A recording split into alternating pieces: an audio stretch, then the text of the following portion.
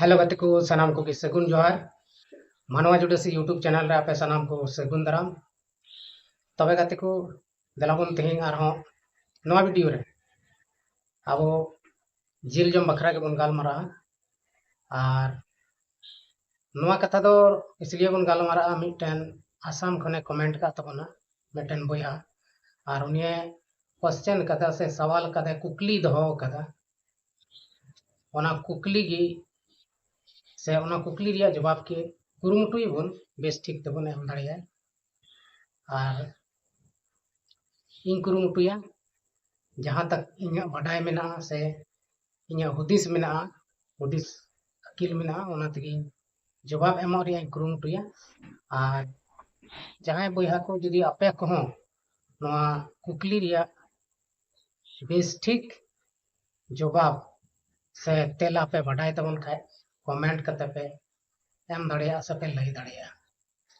तबे निया को दिन रे से तेहिन दिन रे आपे चेक लका मेना पे आसो कनाई सिर जे बाबा दाया दुलर ते मौज और नपाय गे मेना पे और नित तो इन नपाय गे मेना तबना और जाओगे नौका नपाय बन तहन खाय गे अब नवा धरती रे टुडन भोर मौज और सनामा भागी गिबन कमीमा तबे कते को देलाबन बिलम कते ओना कुकली बन नेला से ओना कमेंट बन नेला जहां दो उनी अबरेन बोयहाय कमेंट का तबन से कुकली दो का तो देलाबन बिना बिलम कते वीडियो बन स्टार्ट लगी तबे कते को देलाबन बिना बिलम कते नवा वीडियो बन स्टार्ट लगी और जहां कमेंट का आसाम खन ओना कमेंट बन पढ़ावा अंजम लगी पहिल और पूरा ध्यान ते बन अंजमा चेदा से नवा कमेंट रिया जहां कुकली कना ओना ध्यान ते बाबन अंजम लेखा ओना रिया तेला दो बाबन एम दाड़िया तो पढ़ाए तबनई नवा आईडी कना कमिलंगा नवा आईडी रिया nyutum gi कमिलंगा दो कोड़ावा nyutum कना से ची कना नवा बाई बुझ दाड़ी कना अदो नोंडे नुये कमेंट का तबना दादा इन मिट्टे कुकली इन दोहयदा नवा रिया रिप्लाई दो जरूर एमो आम अडी आयमा होड़ को मेना डंगरा जिल बन जमा से जस्ती कायते बिदिन होड़ को मेना डंगरा जिल जम बांग गानो चिदा चिदा आर तबे गई तोवा दो चिदा को पूजयदा आर से को न्यूयदा तोवा हचो डंगरा से गई हड़मो रिया कना नोआ रिया वीडियो दो जरूरम एमो फ्रॉम आसाम तबे गति को नोआ जहां कमेंट कान नोआ पढ़ाव के तबना जे नुया कुकली दो सीधा सीधी नोआ कना जे डंगराज से गई जिल अडी हड़ को मेना जे बन जमा से बांग जम जरूर कना मेनखान तोवा हतो उनको हड़मो खय गे उडुको कना और ओना द चिदा को नुया और बोले चिदा को पूजया ओना तो मिटन डंगरा से गई गई हड़मो खय गे उडुको कना अदो सरी कान गया तोवा हो गई हड़मो खय गे उडुको कना और नोआ दो मिटन अब बन बडाय लेखान से बन नेल लेखान जिल और तोवा मायांग और तोवा नोंडे अडिगान बेगार मेना अडिगान तोफात मेना अडिगान फराक मेना अदो अडी हड़ को तोवा सरी को पूजय तबन गया और न्यू मतो सब हड़ को न्यूए मेनखान नोआ दो तोवा कना और जेलेका अब अपनार गोगो तोवा बन न्यूए कना उनका गे नोआ हो गया हड़मो खय तोवा उडुको कना नोआ को न्यूए कना से को जहां को दको पूजयदा अदो बाबू आम नोआ सवालेम दहो किदा सरी गी अडी हड़ दो नेतो से नेतार कते अबुरेन बिदिन बोया अडी लेकाना धर्म को मनाएदा जहां दो राम बाबा जहां दो सारना धर्म चीज को धर्म चको मनावदा जहां रे दो उनकुआ डांगरा जिल से जिल जम गी बांग चला तकवा आदो ओना इयते अडी गान होड़ डांगरा जिल दो बाको जमा और अडी गान होड़ नोआ हो तोवा हो बाको नुया आदो सरी कथा दो नोआ कना तबे गाते को अब बन बड़ाई गया और गोटा आतो रे लगभग आतो रे से पूरा भारत रेन आदिवासी संताल को घारई करे बन नेल दा नित कते आयमा लेकान धर्म को मनाए तबना जहां दो राम बाबा जहां दो सफा धर्म जहां दो सरना धर्म अडिगान नोंका नोंका धर्म मेना जहां रे दो देवी देवता को पूजो को कना से मूर्ति को पूजो को कना राम को पूजवाई कना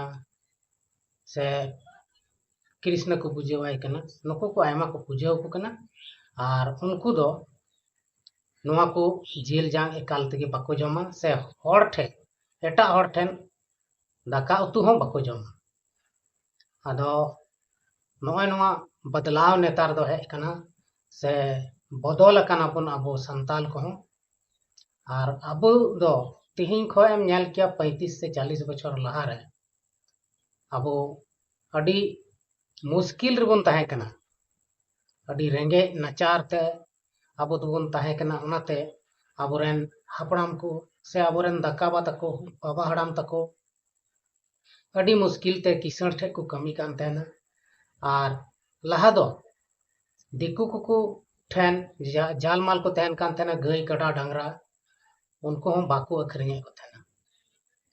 और बाको अखरिने को तेना उनको दो उड़ा रगी को हड़ाम कते को से बुढ़ी कते को गुजुक कान तेना और उनको गoj गई डांगरा से काटा को हड़ हपन संताल को इदी कते को खाल कुटिए को तेना और को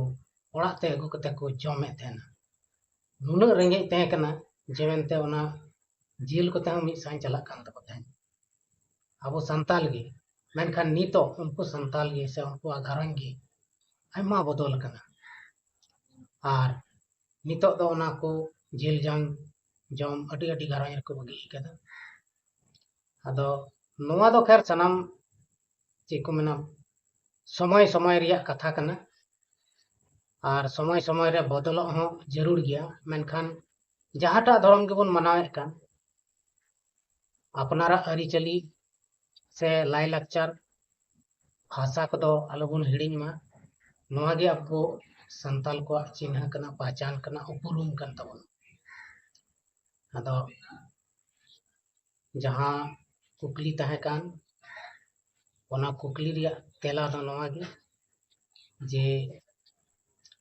तोवा दो तोवा कना झील दो बांग कना मे हिसाब ते बन मेन खाय से मायांग हो बांग कना अदो ओनाते ओना दो को पूजे गया से को पूजे कान गया जहां तिना बाकू जमे कान मेनखान को पूजे कना अदो आबोरन अगिल हपड़ाम को खन गे अबो दो सनामा जिल बन जम तहना नितो जहां तिना गे जहाटा धर्म के बन मनाए कान से जहाटा धर्म रेगे बन पूजे पाटे कान मेनखान अबो जहां एतहब रे अबोरेन हड़ाम को तहलना से अबोरेन हपड़ाम को तहलना उनको दो सनाम जिल को जम कदा और जम कते को अगु निथरी को अबो को दहो का बना मेनखान नितो ओना को जिनिस अबो बाबन बहुत घारंज बन बगी किदा नोआ दो भागी कथा कान गया मेनखान अबो जस्ती कायते इसे हड़ के बन दोष को जे मेनते नुको दो नोआ नोआ हना जेल को जमा नुको दो नोआ कान तको गया असला तो नुकान कथा दो बांग कना इसे धर्म हड़ रे दो कोनो पूजे पाठ दो बनुआ से चिको मेना जहान जानवर दो बाको बंगाए को से बाको कुटुमे को बाको माए को केवल जम लगी उनको दो गोये को अदो मानवा कना बन आदिवासी संताल को दो बन बड़ाई गया जहान जिंदगी चलु तबन गया मेनखा नितो ओना को घिरना कते से जाय को जमे उनको बन मेता को उनको दो बड़ी हड़ कना को नोआ दो अबो भूल कना चेदा से नित हो आम जहाँ तिनाग गी जिल जांग बाम जम हाना नवा जिल बाम जम गुडू जिल बाम जम हन जिल बाम जम घड़ी डंगरा जिल बाम जम मेनखान आम दो हड़ गिको मेतामा संताल गिको मेतामा दिकु दो बाको मेतामा से ब्राह्मण दो बाम बनाव दाड़े जहां दिकु गी आम दो हड़ गिको मेतामा और मंझिया गिको मेतामा आदो ओनाते नवा दो भागी गया से ठीक गया से अच्छा गया भाले गया जे मेनते आम जहाटा बांग रोचाम कना ओना दो बाम जमदा से बाम धरन रे कोयटा हम बाको जम खा ओना दो बाम जम नवा दो ठीक गया मेनखान इटा हड़ा हिरखाव कोआम अपनार समाज रेन हड़ को नवा दो बेस कथा दो बांग कना चिदा से आम हो ओना रास्ता तगेम गुजराव कना मेनखान नितो आमेम जुदाव कानते आमेम हिरखाव कोआ नवा दो भाले दो बांग कना आदो अबो जहां गी को जहाटा को जम दाड़िया नवा दो फ्री गया जहां इच्छा मेना उनी जम दाड़िया जहां इच्छा बनुआ जहां रोज बनुते उनी दो बाय जम आदो नोंका गे अब बन नेलेत कना अबुआ संताल समाज रे अडी जायगा रे आयमा लेकना दुख तकलीफ ते हड़ धर्म को बदले कना और जहां धर्म रे उनको मौज को बुझेवदा से अच्छा को अटकारदा उनको ना धर्म को मनादा ओना तिगी जिल जांग जम न्यू को बगीदा आयमा जगह रे नोंका नोंका गुरु कमरू मेना को जे उनको दो जिल जम से सिणी जिनिस जम गिको बगी अचय को